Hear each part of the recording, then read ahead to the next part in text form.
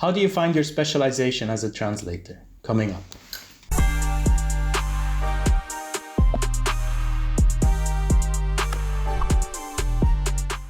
Hello and welcome back to the Freelanceverse. Thanks for being here once again. Today's video is all about specialization. I want to discuss how you at home can find your specialization with 7 easy steps. One question I get all the time and one comment is that people don't know what to specialize in. They feel like they have nothing that they are better at than other people. And after a quick talk with them, I always find out that that's just not true. So I wanted to make sure that this video is really on point. So I did a lot of research. I'm going to have it here on screen. So maybe sometimes I look at my script. I really wanted to come up with a 7-step system that everyone at home can do right now, today, to come up with your specialization. But first, why do we need to be specialized? Having a niche, having a specialization as a translator is definitely becoming more and more relevant in the age of AI. Me personally, I have always been a bit hesitant to tell people you need to specialize. I was always a proponent of being a generalist first, and still do. You can still start with that.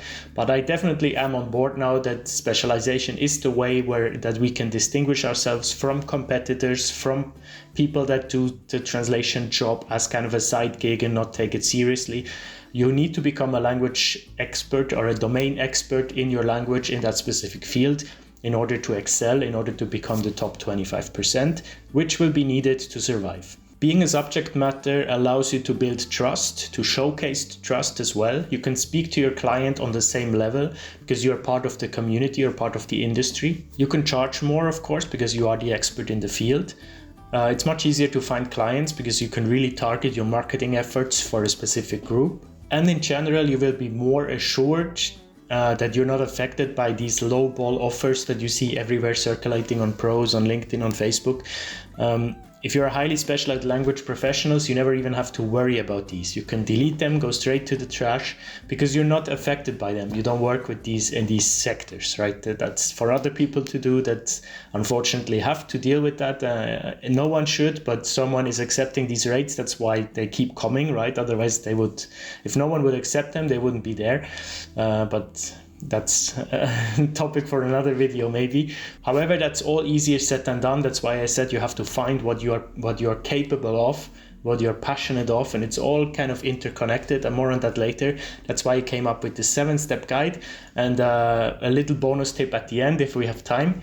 Now the 7 steps are called reflect, research, relate, refine, reach, reveal, and reinforce.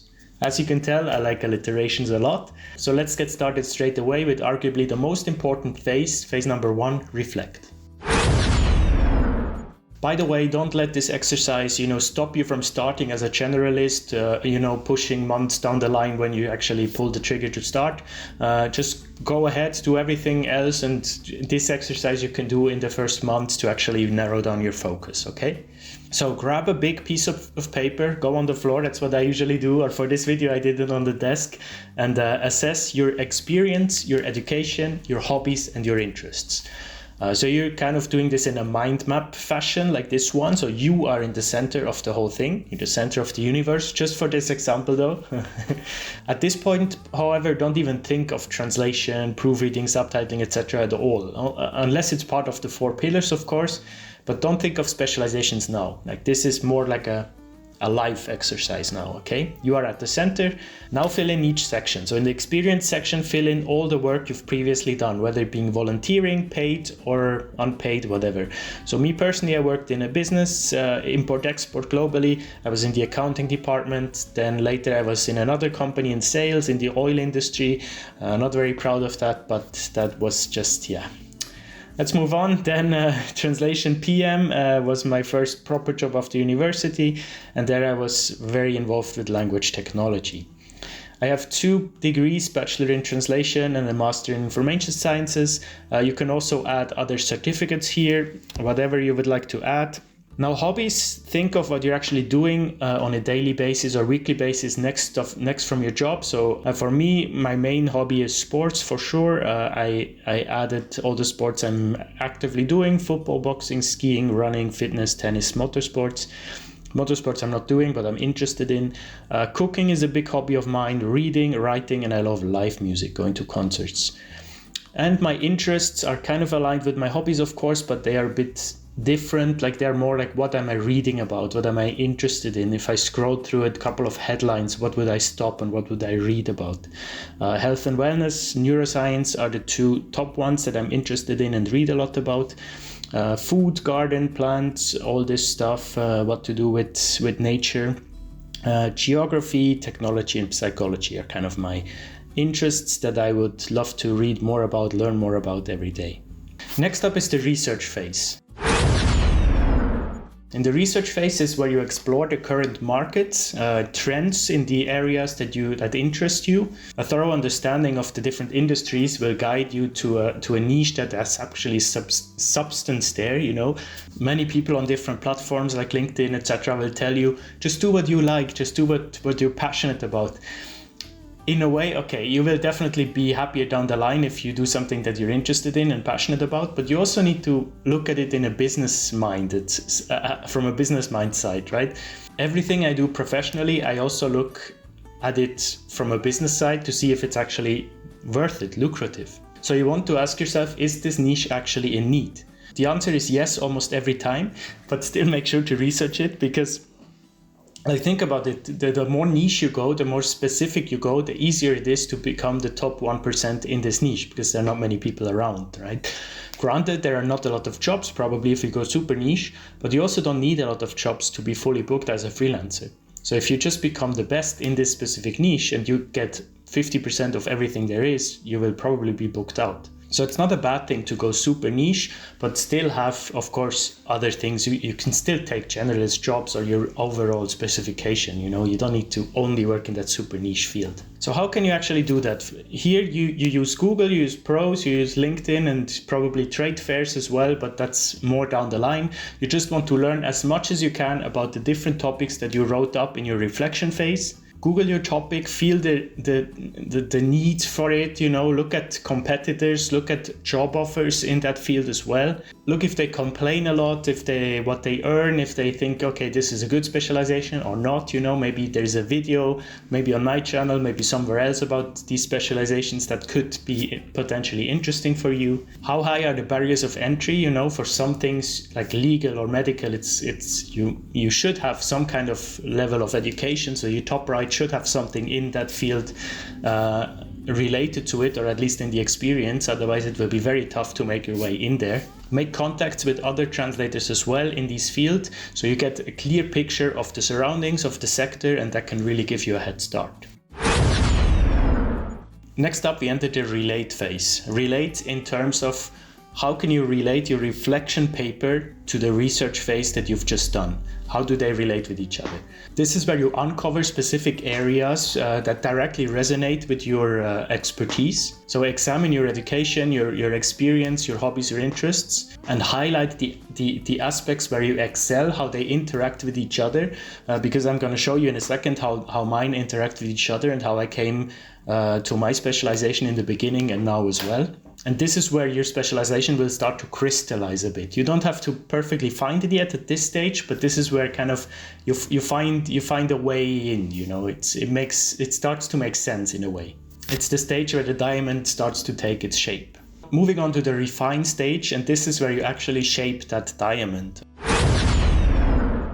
I'd suggest you come up with one, maximum two specializations that are rather broad, rather general, and then within that you can really go down in a very deep niche and find your perfect place within that specification.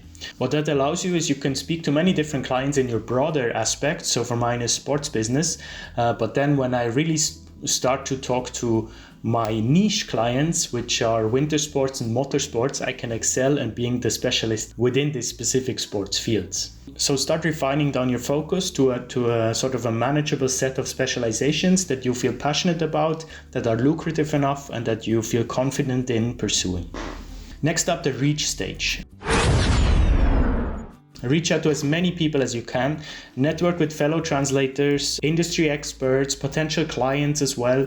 Gain insights, learn from experiences, build relationships that will open doors within that specialization. Learn everything that there is about your chosen topic. So learn what hashtags are being used, who are the key players, who are the bad apples, Who should you talk to? Who is always there? Where do people speak? In which communities do they meet? What should you pay attention to? What are the latest trends in the industry?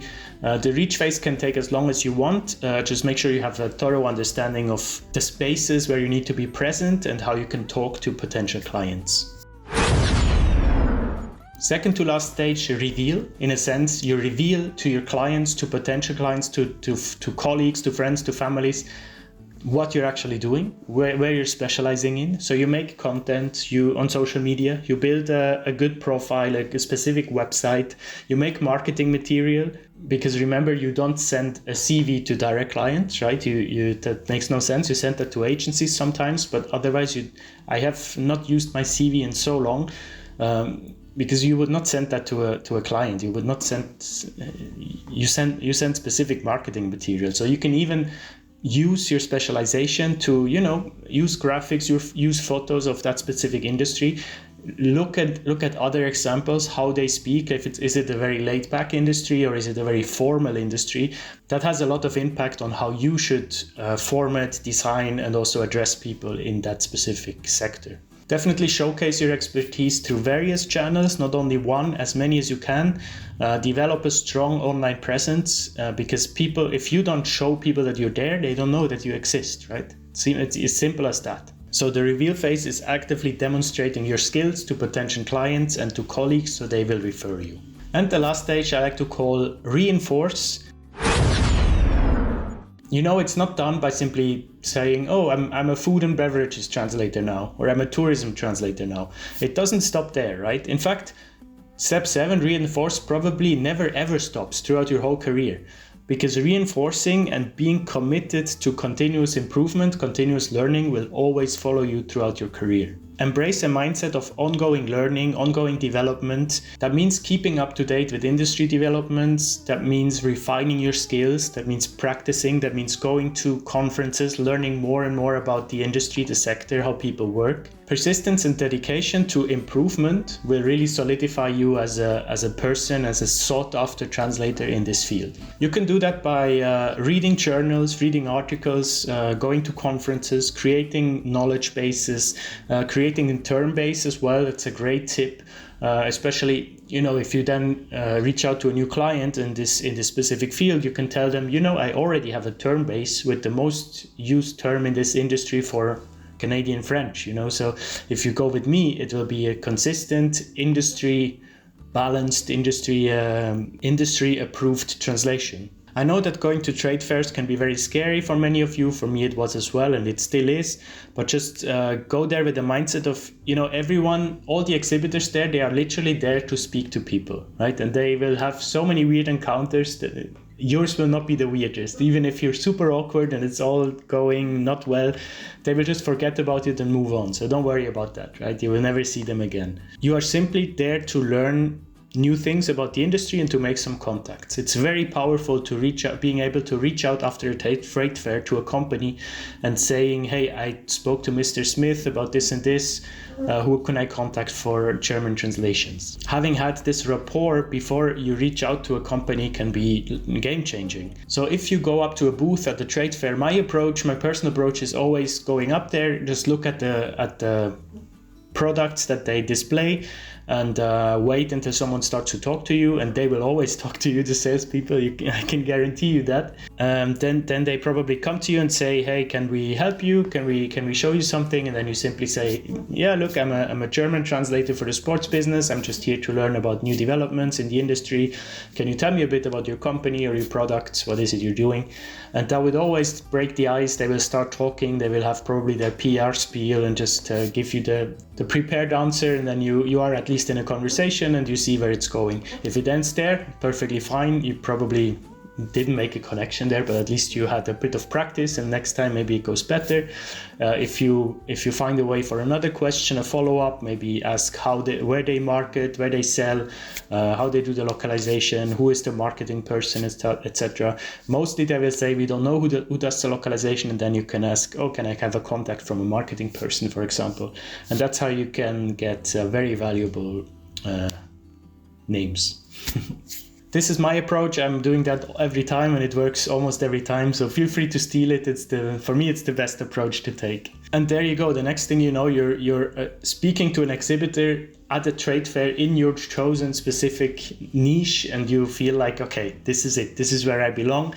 That's how I felt in November when I really was there at ISPO, at the sports industry, and I felt, okay, this is my path to go down on.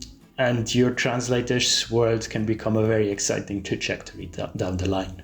As I promised, a little bonus tip at the end that's not relevant to everyone, but if you can achieve that, you're clear, you made it. If you can be, instead of you finding a niche, if you can be the niche as a person, that is the key. That's amazing, right? Some people have achieved that on LinkedIn. I see it, and I'm still trying to get there. I'm still working towards it. What I mean is that companies want to work with you as a person, as a personality, because you have shown so much trust, so much credibility that you become the niche. You, with your output, with your content, with your showcasing of your portfolio, being in the community, being active, being at conferences all the time. If you can become the niche of your own product, you're set. That's the goal. So that's my goal as well. That's what I'm working towards. I hope this video helps you. If you're not at this point in your career yet, don't worry. You can just save this video to watch later and come back in a few months or a year and do this exercise then. It will be just as relevant because you will need to eventually think of your specialization. Let me know in the comments which area you specialize in and how you found it, if this exercise helped you. And I see you next Monday with the next video. Take care. Bye-bye.